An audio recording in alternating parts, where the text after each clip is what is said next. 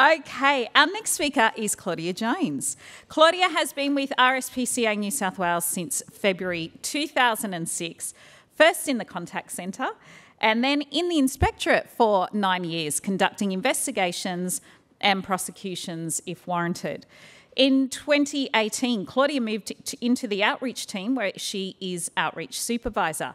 Claudia is responsible for determining the communities most in need of support and organising and communicating with various stakeholders to facilitate the programs.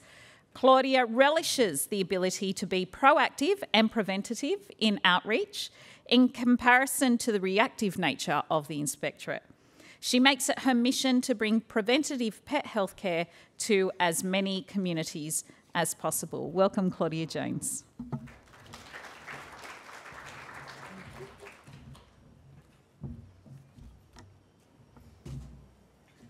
Gosh, I'm going to move that because I will fall over it. Okay, perfect. Ooh, how do you go back? Sorry. So, is it that one's back? Okay, perfect. When I saw everyone else do that, I thought, oh, it's going to be so simple, but not. So thanks to the organisers for having me here to talk about some of the work that RSPCA New South Wales Outreach does. First off, I want to acknowledge the traditional owners of the land that we're meeting here today, the Yugambeh people and the family groups within, and I pay my respects to elders both past, present and emerging. And I feel very fortunate to be able to support First Nations people and their pets through some of our programs. So just to give you an idea, this is our strategic plan for New South Wales RSPCA for the next 2 financial years, so 24 to 26. And you can see very much that outreach work is placed in there. I mean, obviously the first port of call is increased inspectorate activity, but that was due to the fact that we received some more funding from the government to add more inspectors for safety reasons. But then everything else is essentially the community work teams, the community teams work. So keeping pets and people together, enhancing access to veterinary care, which is a program where if people are struggling to find the funds to provide vet care to their animal, then we are able to assess and see if we can assist with them. Empower and educate communities and optimise resources to the animals most in need. This incorporates outreach programs and the education team, and as Simone covered, it very much moves away from the reactionary work of the inspectorate, which feels kind of like an endless task sometimes, and moves very much into more the proactive and preventative work. So we've heard about One Welfare and One Health. We very much look at the One Welfare approach. So you can see the way that they interlink between each other, and the photo there is actually of one of our education officers, Jacinta, and she's out at one of the schools at Walgett, and they're placing animals on the storyboard and then thinking about what those animals need to make their life a life worth living. So things that they may not just think about as in food and water, but what they need to keep their animals safe and happy, essentially. And as I said, it is very much a focus on a life lived. So something like a dog in a puppy farm may receive food and water and shelter. It may receive attention from that person that's caring for it for maybe 10 minutes a day, 20 minutes a day. But is that a good quality of life? So that's what we want to sort of approach. And the why. Why do we do this work? Because, as we've seen before, nearly 70% of Australian households have a pet in their home, so that's a big enough reason why that we need to get out there and start helping people. We focus on the idea that an owner's socio-economic status does not change how much they love their animal, but it may impact their ability to care for their animal appropriately. And we provide practical and easy to digest information around positive pet ownership. So we sort of try and use the term positive pet ownership instead of responsible pet ownership, because It is a little bit of a judgy terminology. I guess most people think that they're being responsible around their animal. It just means that they may not have that same level of what we think is responsible in that animal's care.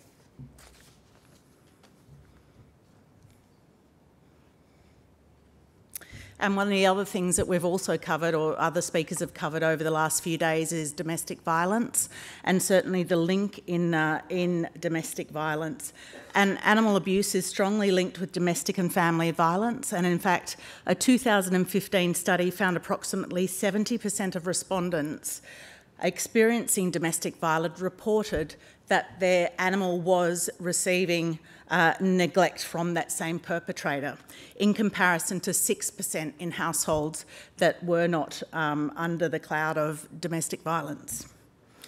And it can also include things like recent changes to animal cruelty aggravating factors in the UK sentencing, so things like offences motivated by an owner's race or religion, or offences committed in the presence of children. So thinking about that long-term effect moving forward. There's our Margaret. You recognise her? Does she recognise herself? But you would have seen that circle there from our Margaret's talk about outreach programs and the way that we interlink. Our Margaret, back in 2006, I think it was, at Kelso, which I'll cover a little bit later on for the CAUSE program. But we do education team, as I've said, which is primary and secondary school education. We have school holiday programs, so we have school kids coming to the shelter and getting to see how the animals interact there and make enrichment for the animals and think about the animals in the shelter environment. And also hopefully take those principles back home. We have youth initiatives and the AWARE program, which is a national RSPCA system which the schools use. Programs team, so emergency boarding and domestic violence, as well as aged care, and our Indigenous programs, our Healthy Pet Days, which are community engagement events, our volunteer groups and branches, and the Keeping Cats Safe at Home, which was covered by Sylvie.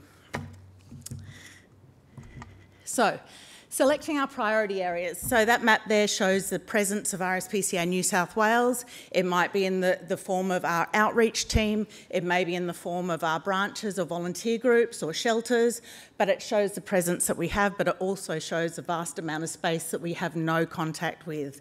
And of course, we're not the only group doing outreach work or support for people in these communities. So you can see the how we assess our communities, how we pick our communities. We are a very small team, so it's myself and the community vet nurse that's in the team. So between us, we have to pretty much organise all of the programs at Outreach Touch for New South Wales. So we are absolutely needing to select our communities based on the resources that we have and the ability for us to see the impact that we might have in those communities. It's one of our bases for selection, which is the animal care facility, the ACF per 1,000 estimated residential population. So that essentially means how many dogs and cats we need to dissex per 1,000 residents to be able to make or show an impact.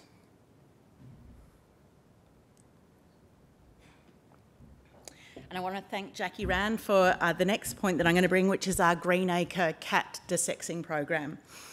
So at Yagoona Shelter, which is the Sydney shelter for RSPCA, we looked at where our highest intake of cats and kittens were coming from, which were 3 suburbs essentially, or 1 suburb surrounding the Yagoona clinic, which is Greenacre. Greenacre has a postcode of 210, which incorporates 3 suburbs. So we couldn't just separate Greenacre from our target, so we picked 2190 and started offering free cat dissexing to owners in that area. So our aim was to dissex over 11 cats per 1,000 estimated residential population, which essentially worked out to be 750 cats. It was open to all cat owners, which was outside of our normal restrictions, which is usually somebody with a pension or healthcare card or a Centrelink benefit.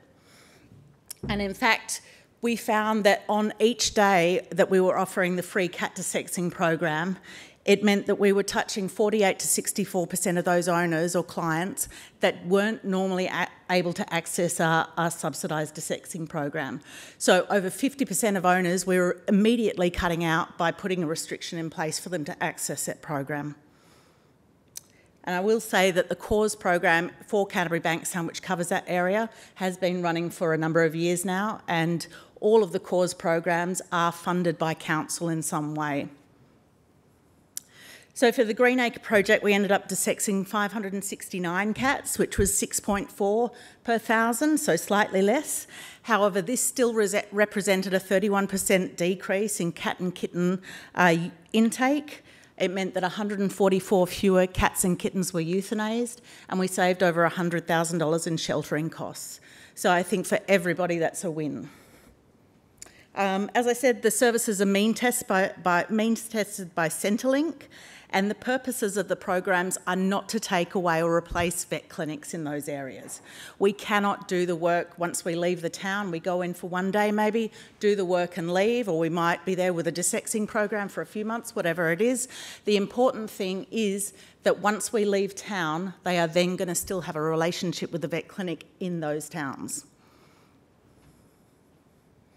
But if a vet says no to us, which we've had before, if vets say to us, we do not need you in this area, we are not going to force that issue, because we may come down and feel good to do one day of doing outreach work, but it's the inspectors and it's also the local branch for RSPCA that have to rely on those vet services once we leave town. And ultimately, we're only trying to support the animals that would not be normally accessing this level of support or accessing pet healthcare. So a little bit about our ICAP programs, so Indigenous Community Companion Animal Health programs. They've been running since 2006. They were originally funded by New South Wales Health up until this year, and unfortunately they've decided to go down a different path.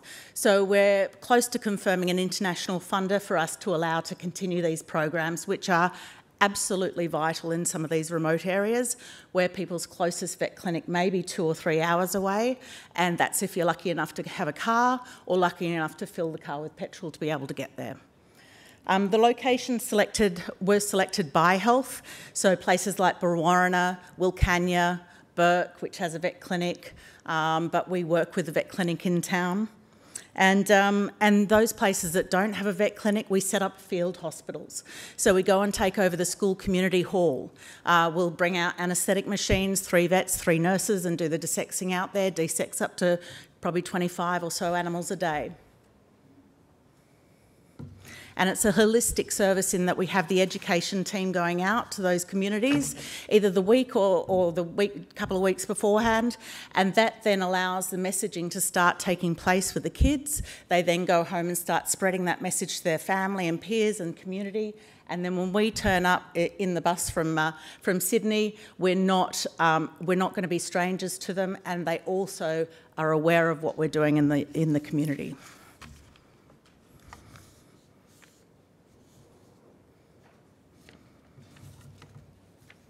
It's very critical that we involve local communities as members as well. It means, again, it's that instant level of trust for the community when we go in there, and they also know the locations where the animals are going to be and usually have a relationship with the owner of those animals. And we're just about to start a new project out there in Burke next month, and that's because we've just received some funding from the Department of Primary Industries of New South Wales, and that is a proactive preventative ehrlichiosis program. So we'll be going out there to Burke in November, as I said, and start that program. So the CAUSE program, Community Animal Wellbeing Scheme or Welfare Scheme, it offers subsidised desexing, vaccination, microchipping. It's usually sometimes the only reason why someone's going to get their animal desexed is because we offer vaccination at the same time. As I said before, it's funded by councils. It's not something that councils can contact RSPCA and say, hey, can we fund a program for you? It is council money because it's council's problem, council's area, and council issue needs to be involved in the resolution of the problems. And as I said about the Centrelink benefits, but that has become flexible for cat carers in Greenacre. We are now starting to, with the council's go ahead. I see Paul waving over there, he's all good. He's from Canterbury Bankstown Council. And so now council are looking at it in a different way as well. We know we're reaching the bottom of our limit with cat owners, as in individual cat owners, and now we're going to the cat carers. They may live out of the area, but they are absolutely coming in and looking after those cats. And that's where we're getting passively acquired cats from as well.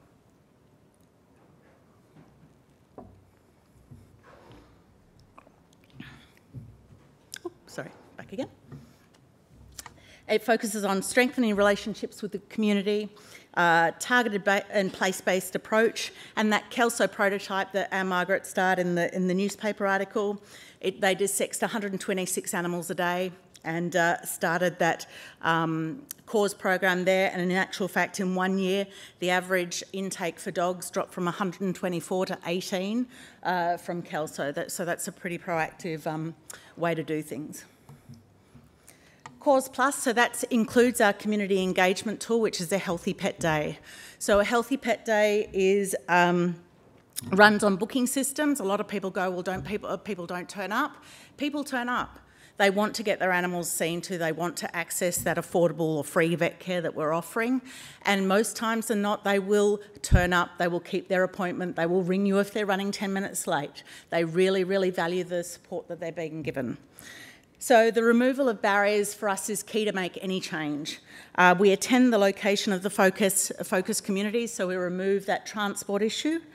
No judgment to the owner's circumstances, and allows us to maybe find out what the real issue is in those locations, or the real issue for that owner is. Connecting with the local human services is absolutely vital, and that's by going out to them and contacting them, finding the community centres in the areas we need to be in. Or it might be that that community centre has reached out and said, hey, we've got a problem with stray dogs. People are starting to carry around golf clubs to protect themselves. Is there anything that you can do about it? Absolutely, we can, and we go there. And also that having the community service, it means that they also maybe connect with those community people as well. So dissecting, affordable dissecting, we go for grants all the time. Money might come from RSPCA or come from council, or we might work with smaller rescue groups for their dissecting programs. But at 100% of our Healthy Pet Days, we need to have dissecting available for people to access affordable dissecting. Animal support services, so that's free cat and dog food, parasite prevention products, health and behaviour advice. We have a behaviourist on site at our Healthy Pet Days. I look at it as a surrender intervention. The 6-month-old staffy that you see on those days jumping around, driving that owner crazy, is going to be the 8-month-old staffy that you see coming into the shelter. So if we can deal with that problem in situ and solve that behaviour issue by maybe a few little simple instructions and guidelines, then maybe we can stop that animal coming into our shelter. So education I've already covered, so we hand out resources at the events, and we have the school holiday the education team. We work very much on creating human behaviour change. We could go and vaccinate animals all day, every day, and not make any difference to the problems that we're seeing on the other side. So a little bit about Bidwell. I won't go into it too much because I haven't got too long, but it's one of our focus areas. You can see the information up there in terms of how many people live in social housing in comparison to the rest of their community. We were notified, I mean, as an ex-inspector, I certainly know of this area as being one of the areas that needs support, but we very much rely on our inspectors to tell us where those areas are, whether it's based on parvo rates or cruelty complaints. So we absolutely need to do more of a target in Bidwell. You can see when we go to these areas, transport is still an issue for some people, but if they can grab a shopping trolley, they can get to the event. But if you're putting it on the other side of town that is not convenient for them, you are not going to see these people. So summer school holidays, we've got school kids coming in from Bidwell, so we're going to still try and keep that human behaviour change. So whether or not we're going to the community as an outreach team at a Healthy Pet Day, we're still going to have the education team involved in trying to make some change. So monitoring and evaluation, this is the results from our survey. That is pretty much my thing where I'm like, we need to target the people that are almost never going to the vet or only when their animal is sick. Over half the people that we're seeing or that's doing the survey already apparently go to the vet. Maybe they're telling us what we want to hear, I don't know, but that's the information that we're getting. So we need to cut that bit down of the pie chart and get the people that almost never or only go and see their vet when they're sick. So just quickly, I know I'm going to have to wrap up, but so what we are doing now in outreach, we're actually going to be reducing the locations that we're seeing. It's not on a scale that we can match for a team of 2 people, plus obviously we have to call in vets and a whole heap of other people to do it as well. Reduce locations, increase connections, increase monitoring and evaluation. We want to engage with the owners that aren't normally connecting with vet clinics already, and we're including that as a question at our time of booking. And success is going to be finding those animals through our connections with human services, not somebody that goes, oh, I was going to go and get my dog vaccinated at the vet next week anyway, but cool, you're doing it for free. I want to see the person that didn't even know their dog had to be vaccinated. And that, as you can see, is a breakdown, the prevention budget. This is for outreach, so 25% of the prevention budget goes towards outreach. And just to give you an idea, in the last financial year, we assisted over 2,200 clients and dissected nearly 3,000 animals. We saw nearly 3,000 animals. We dissected over half of those animals, and over half of those animals that we saw weren't microchipped prior to them coming in and seeing us. So a lot of room for movement if you offer those services to people. But other than that, I think that's it, isn't it? Thank you.